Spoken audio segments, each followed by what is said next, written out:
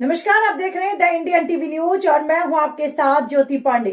यहां हम आपको दिखाएंगे हर राज्य की महत्वपूर्ण और बड़ी खबरें। तो चलिए शुरुआत करते हैं कुछ खास खबरों से। बाबा मौजनाथ अकादमी का वार्षिक उत्सव हुआ संपन्न।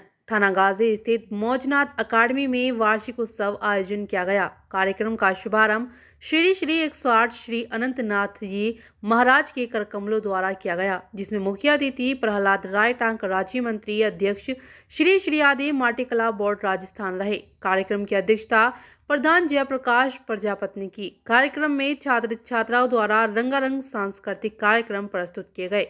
निदेशक गोविंद राम कुंभावत ने विद्यालय का प्रतिवेदन प्रस्तुत किया। मुख्य अतिथि महोदय ने अभिभावकों को छात्र छात्राओं के भविष्य को ध्यान में रखते हुए प्रत्येक एक्टिविटी पर नजर रखने, आगामी लक्ष्य तय कर नियमित रूप से छात्र छात्राओं को प्रोत्साहित करने के साथ ही विद्यालय द्वारा आयोजित कार्यक्रम को समाज का दर्पण बताया।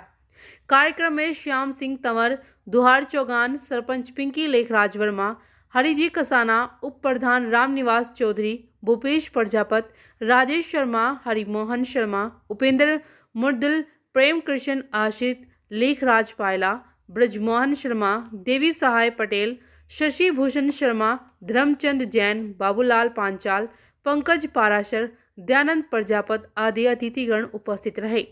प्रधानाध्यापक महेंद्र कुमार शर्मा ने सभी अतिथियों का धन्यवाद ज्ञापित किया। आइए आपको दिखाते हैं कार्यक्रम की कुछ खास झलकियां जो हमारे संवाददाता ने अपने कैमरे में कैद की है। द इंडियन टीवी न्यूज की खास रिपोर्ट। शिक्षा के इस मंदिर में सबसे पहले जोरदार जयकारा लगाएंगे। सारे बच्चों लोगों, आप सुन रहे हो ना? बोलिए सरस्वती माता की, बोलिए सरस्वती माता की, भारत माता की, भारत माता की। आज बाबा मौजनाथ अकेडमी थानागाजी के इस वार्षिकोत्सव में मंच की शोभा बढ़ा रहे और आज के इस कार्यक्रम की अध्यक्षता कर रहे हैं थानागाजी पंचायत समिति के प्रधान जयप्रकाश जी प्रजापत साहब, बसई जोगियान के सरपंच देखो फोटो खींच रही अरे बेटा, उप प्रधान रामनिवास जी चौधरी,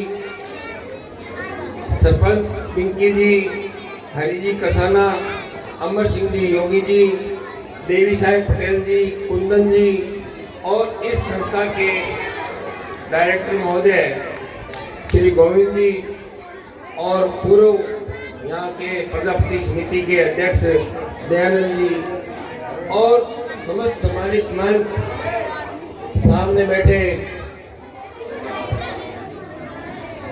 मेरी माताएं, बहनें, युवा साथी, अभिभावकगण और बच्चे, प्यारे प्यारे बच्चे और पत्रकार बंधुओं, किसी भी विद्यालय के लिए उसका वार्षिकोत्सव उसका एक आईना होता है कि वहाँ के बच्चे क्या सीखते हैं, किस तरीके की तैयारी करते हैं, वहाँ के स्कूल के अंदर अध्यापकों का अध्यापन का स्तर कैसा है। इस प्रकार की बातों का आपने अभी सुना कि रिजल्ट कितने बढ़िया है और यहाँ के अध्यापक और ये स्टाफ है जो यहाँ बच्चों को सांस्कृतिक प्रस्तुतियों के माध्यम से ये भी बता रहे थे कि कितनी शानदार ये तैयारी करवाते हैं। तो ये एक प्रतिबिंब होता है, हमारे सामने एक आईना होता है कि ये स्कूल कैसा है। तो ऐसे शानदार आयोजन के लिए मैं और मेरे तरफ से आपको बहुत बहुत बधाई देता हूँ कि बहुत जोरदार आपने कार्यक्रम किया। अब मैं सबसे पहले, क्योंकि ये बच्चे हैं 1 से 10 क्लास तक बच्चे, एक संस्कृत में एक श्लोक है, पंचवर्षाणी लालियती, 5 साल तक सिर्फ लाड करना, ताड़ना नहीं। पंचवर्षाणी लालियती, 10 वर्षाणी ताड़यती, 10 वर्ष तक ताड़ना करना। पंचवर्षाणी लालियती, 10 वर्षाणी ताड़यती, प्राप्तेषु षोडशे वर्षे पुत्र मित्र वदाचरे। कहने का अर्थ है कि आपके छोटे बच्चे जो स्कूल नहीं आ रहे हैं, 5 साल तक के हैं, उनका सिर्फ लाड करना होता है। जैसे ही स्कूल में आता है माँ बाप को खुद भी शिक्षक की भूमिका में आके और उन पर लगाम कसने का काम करना चाहिए। तब जाके आप 10, क्योंकि 1 से लेकर 10वीं तक 10 सालों में कर लेते हैं वो, तो ये आपका बच्चों पर ध्यान देने का समय है। आप ध्यान दें, खाली बच्चों पर मत छोड़े, मेरा बच्चा पढ़ रहा है, 5वीं में पढ़ रहा है, नंबर बढ़िया आगे नहीं।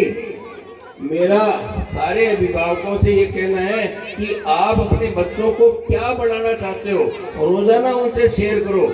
आप उनके सामने कोई लक्ष्य ही नहीं रखते, आप बढ़ाना ही कुछ नहीं चाहते, उनको बताते ही नहीं, उनसे बात ही नहीं करते, तो फिर वो क्लासेस तो जरूर पास करेंगे, बढ़ेंगे अपनी मर्जी से, चाहे वो व्यापार करे, दुकान करे, नौकरी, चाहे मास्टर लगे। लेकिन ये भूल जाना कि आपके बिना प्रयास के वो कभी कलेक्टर लग सकता है, ये भूल जाना। कलेक्टर तभी लगेगा, एसपी तभी बढ़ेगा आपका बच्चा, जब आप सब लोग भी उसकी पूरी तैयारी में साथ दोगे, आप मन के अंदर धारण करोगे। यहाँ पर 8वीं और 10वीं, 8वीं से ऊपर कितने बच्चे हैं भाई यहाँ पर? हाथ खड़े करो बेटा। 8वीं, 9वीं और 10वीं के बच्चे एक बार खड़े हो जाओ।